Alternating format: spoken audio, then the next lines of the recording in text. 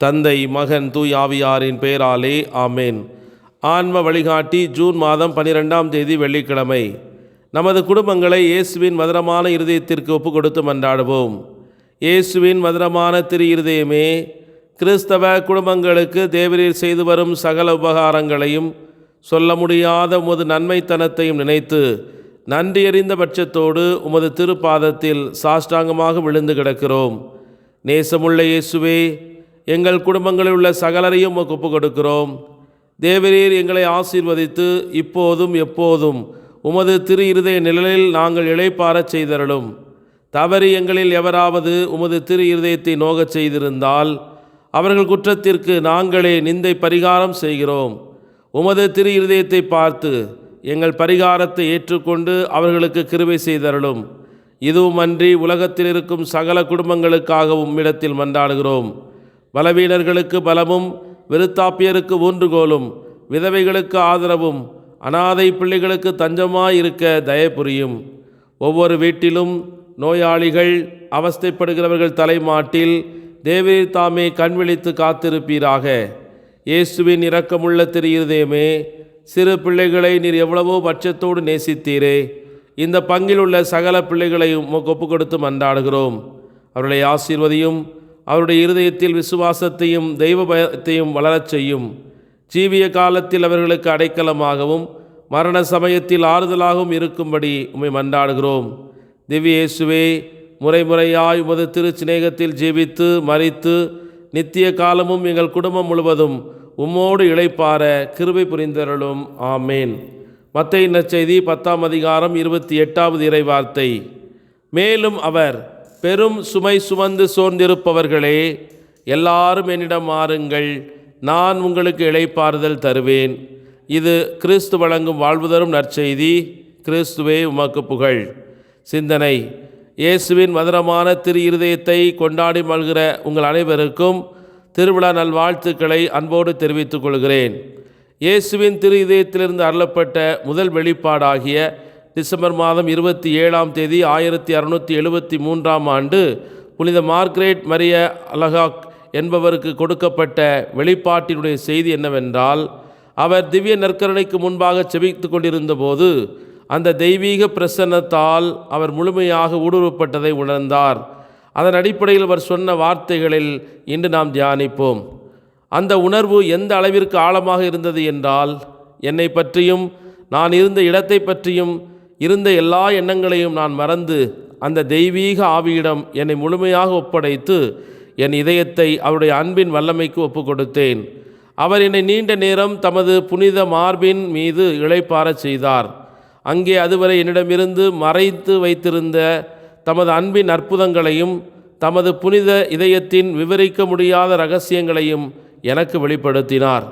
அப்போதுதான் முதன்முறையாக அவர் தமது தெய்வீக இதயத்தை எனக்கு திறந்து காட்டினார். இதுதான் நடந்ததாக எனக்கு தோன்றுகிறது என்று அவர் கூறுகிறார். அதைத் தொடர்ந்து இயேசு புனித மார்க்ரெட் மேரி அலகாக்கிற்கு சொன்ன செய்தி, என் தெய்வீக இதயம் மனிதர்கள் மீதும் குறிப்பாக உங்கள் மீதும் பேரன்பால் பற்றி எரிகிறது. அதனால் தனது கனன்று எரியும் கருணையின் சுடர்களை இனியும் தனக்குள் அடக்க இயலாமல் அவற்றை உங்கள் வழியாக பரப்பி அழிவின் படுகொலியிலிருந்து அவர்களை மீட்க தேவையான புனிதமாக்குதல் மற்றும் மீட்பின் விலைமதிப்பற்ற அருள்கொடைகளால் அவர்களை வளப்படுத்துவதற்காக அது தன்னை அவர்களுக்கு மனிதகுலத்திற்கு வெளிப்படுத்தி கொள்ள வேண்டும் என்ற பேராவலை வெளிப்படுத்தி இந்த மாபெரும் திட்டத்தை நிறைவேற்றுவதற்காக தகுதியின்மை மற்றும் அறியாமையின் படுகொலியாக நான் உங்களை தேர்ந்தெடுத்தேன். இதன் மூலம் அனைத்தும் என்னால் செய்யப்பட வேண்டும் என்று அவர் கூறினார். அதற்கு புனித மார்க்ரெட் மேரி அலகாக் இதற்கு பிறகு அவரின் இதயத்தை கேட்டார். அதை எடுத்துக்கொள்ளும்படி நான் அவரிடம் மன்றாடினேன். அவர் அவ்வாறே செய்து அதை தம்முடைய வணக்கத்திற்குரிய இதயத்தில் வைத்தார்.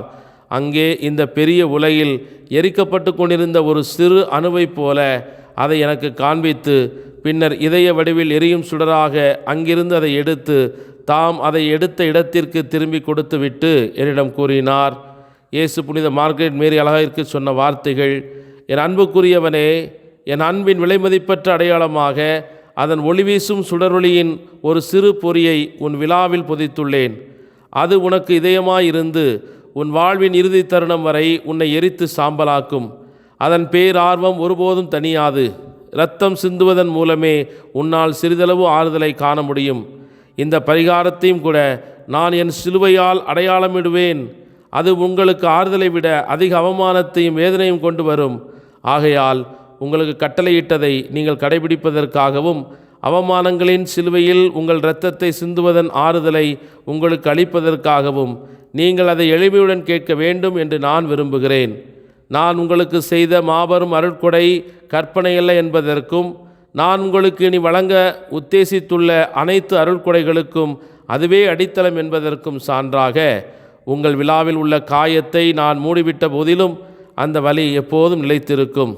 இதற்கு முன் நீங்கள் என் அடிமை என்ற பெயரை மட்டுமே பெற்றிருந்தீர்கள் என்றால் இப்பொழுது என் திரு இருதயத்தின் அன்புக்குரிய சீடர் என்ற பெயரையும் உங்களுக்கு அளிக்கிறேன் என்று சொல்லி மறைந்தார்.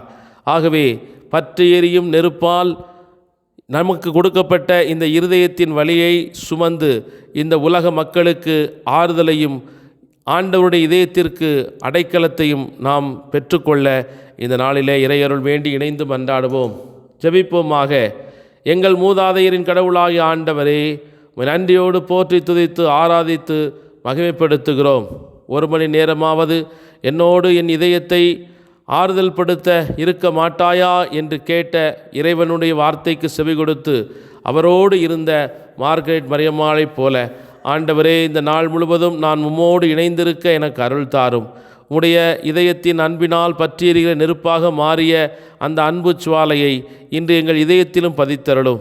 உமது அன்புக்கு ஆறுதலாகவும் இந்த உலகத்திற்கு விடையாகவும் அந்த அன்பு மாற எங்களுக்குள்ளாக நீர் செயல்படுவதற்காக நன்றி கூறுகிறோம். வாழ்வின் போராட்டங்களில் எதிர்கால பயங்களை நாங்கள் மேற்கொள்ள எங்கள் வாழ்வில் நீர் கொடுத்திருக்கிற பொறுப்புகள், கடமைகள் இவற்றிலே தன்னலமற்ற உறவோடு நாங்கள் வாழ்ந்து அதற்காக எங்களை தியாகம் செய்து உமது நாமத்தை மகிமைப்படுத்த எங்களுக்கு அருள் தாரும். உம்மால் அன்றி எதுவும் எங்களால் இந்த உலகத்தில் செய்ய முடியாது என்பதை உணர்ந்து உமது இதய அன்பை எப்போதும் தேடி கண்டுபிடித்து அதன் வழியாக இந்த உலகத்திற்கு ஆறுதலும் இந்த உலக தீமைகளிலிருந்து விடுதலையும் நாங்கள் பெற்று உமது நாமத்தை மகிமைப்படுத்த உமதருள் எப்போதும் எங்களை வழிநடத்த வேண்டும் என்று எங்கள் ஆண்டவராகிய கிறிஸ்து வழியாக மன்றாடுகிறோம். ஆமேன். எல்லாமல்ல இறைவன் தந்தை, மகன், தூய ஆவியானவர் உங்கள் அனைவரையும் நிறைவாக ஆசீர்வதித்து புனிதப்படுத்தி வழிநடத்துவாராக. ஆமேன். இயேசுவுக்கே புகழ், இயேசுவுக்கே நன்றி. மரியே வாழ்க. இயேசுவின் இரத்தம் ஜெயம்.